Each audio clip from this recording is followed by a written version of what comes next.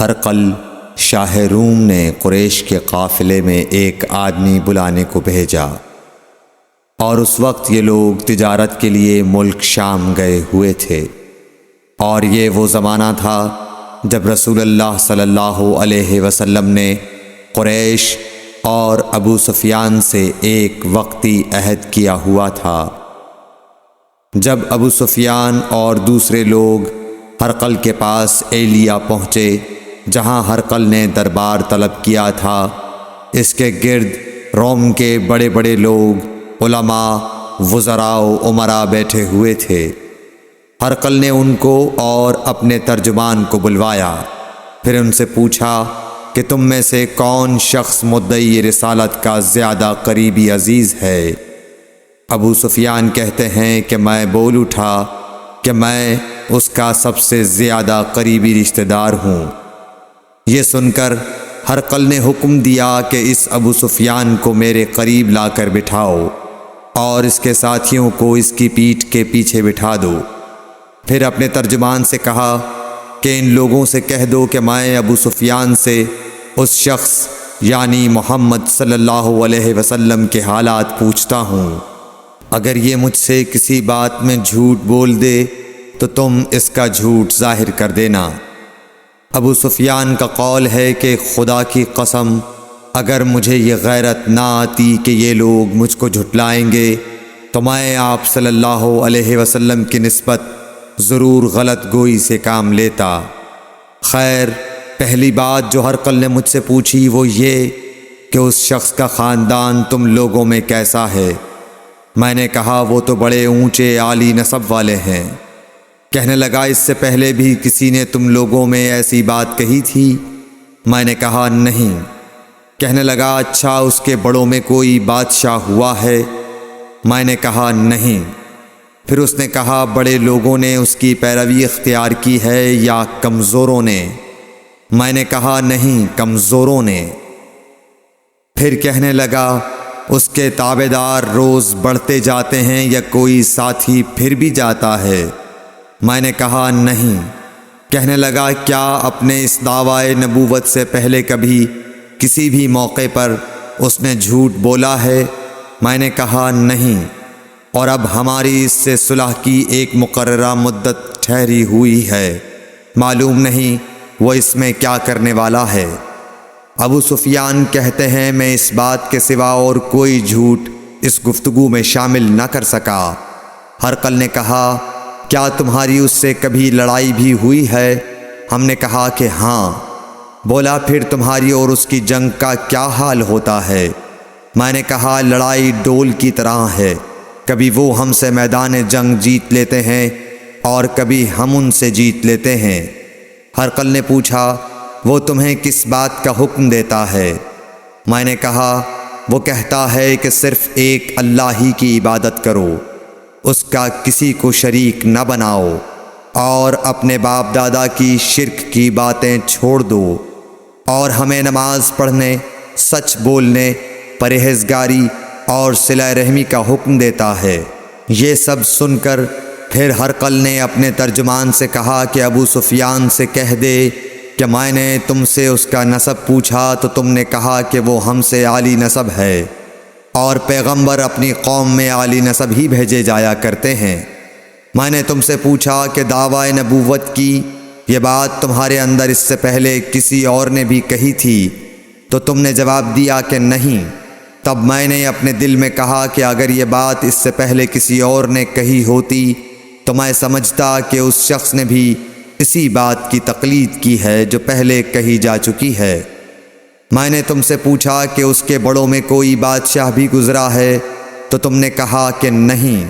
تو میں نے دل میں کہا کہ ان کے بزرگوں میں سے کوئی بادشاہ ہوا ہوگا تو کہہ دوں گا کہ وہ شخص اس بہانے اپنے آباء و اجداد کی بادشاہت اور ان کا ملک دوبارہ حاصل کرنا چاہتا ہے۔ اور میں نے تم سے پوچھا کہ اس بات کے کہنے یعنی پیغمبری کا دعویٰ کرنے سے پہلے تم نے کبھی اس کو دروغ گوئی کا الزام لگایا ہے؟ تم نے کہا کہ نہیں۔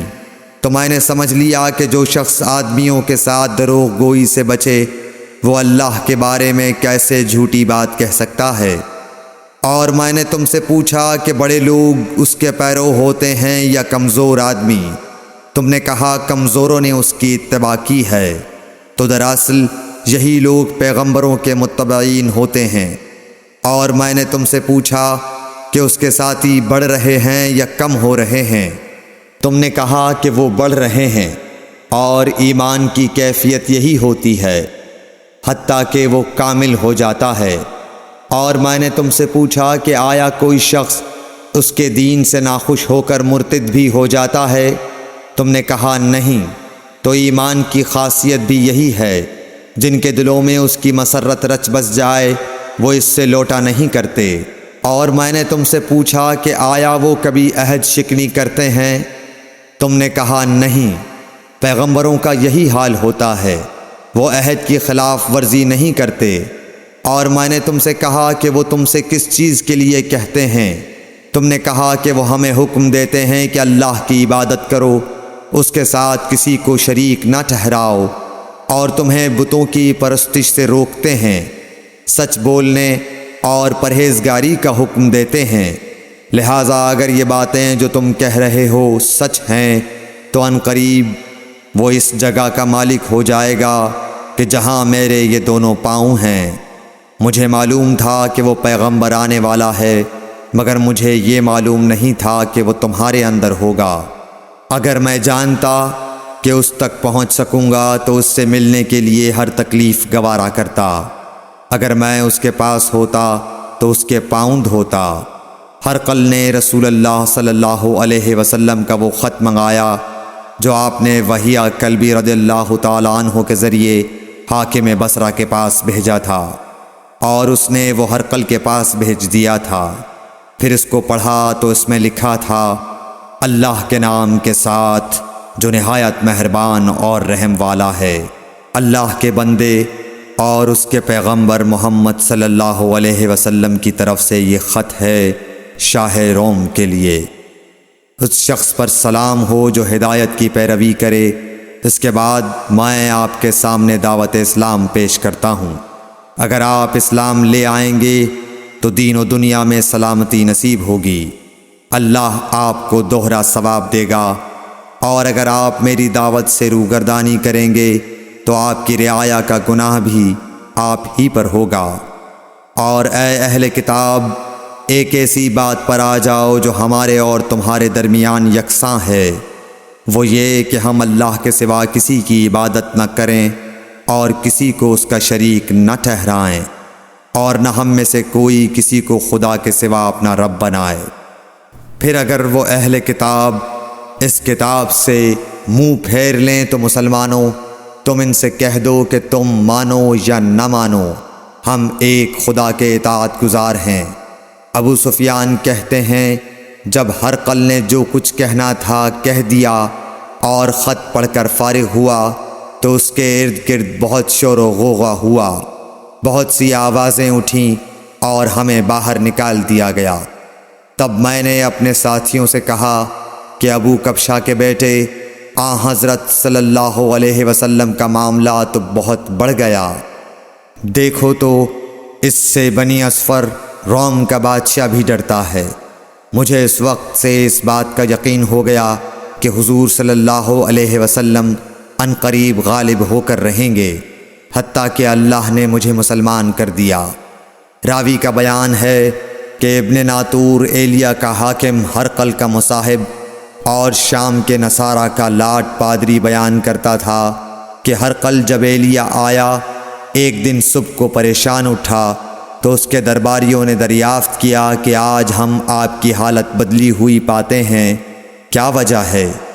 ابن ناطور کا بیان ہے کہ ہرقل نجومی تھا، علم نجوم میں وہ پوری مہارت رکھتا تھا۔ اس نے اپنے ہم نشینوں کو بتایا کہ میں نے آج رات ستاروں پر نظر ڈالی تو دیکھا کہ ختنہ کرنے والوں کا بادشاہ ہمارے ملک پر غالب آ گیا ہے۔ بھلا اس زمانے میں کون لوگ ختنہ کرتے ہیں؟ انہوں نے کہا کہ یہود کے سوا کوئی ختنہ نہیں کرتا، سو ان کی وجہ سے پریشان نہ ہوں۔ سلطنت کے تمام شہروں میں یہ حکم لکھ بھیجیے کہ وہاں جتنے یہودی ہوں سب قتل کر دیے جائیں۔ وہ لوگ انہی باتوں میں مشغول تھے کہ ہرقل کے پاس ایک آدمی لایا گیا جسے شاہ غسان نے بھیجا تھا۔ اس نے رسول اللہ صلی اللہ علیہ وسلم کے حالات بیان کیے۔ جب ہرقل نے سارے حالات سن لیے تو کہا کہ جا کر دیکھو وہ ختنہ کیے ہوئے ہے یا نہیں۔ انہوں نے اسے دیکھا تو بتلایا کہ وہ ختنہ کیا ہوا ہے۔ ہرقل نے جب اس شخص سے عرب کے بارے میں پوچھا تو اس نے بتلایا کہ وہ ختنہ کرتے ہیں۔ تب ہرقل نے کہا کہ یہی محمد صلی اللہ علیہ وسلم اس امت کے بادشاہ ہیں جو پیدا ہو چکے ہیں۔ پھر اس نے اپنے ایک دوست کو رومیہ خط لکھا اور وہ بھی علم نجوم میں ہرقل کی طرح ماہر تھا۔ پھر وہاں سے ہرقل حمص چلا گیا۔ ابھی حمص سے نکلا نہیں تھا کہ اس کے دوست کا خط اس کے جواب میں آ گیا۔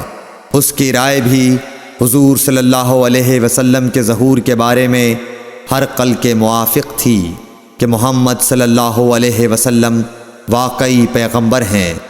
اس کے بعد ہرقل نے روم کے بڑے آدمیوں کو اپنے حمص کے محل میں طلب کیا اور اس کے حکم سے محل کے دروازے بند کر لیے گئے۔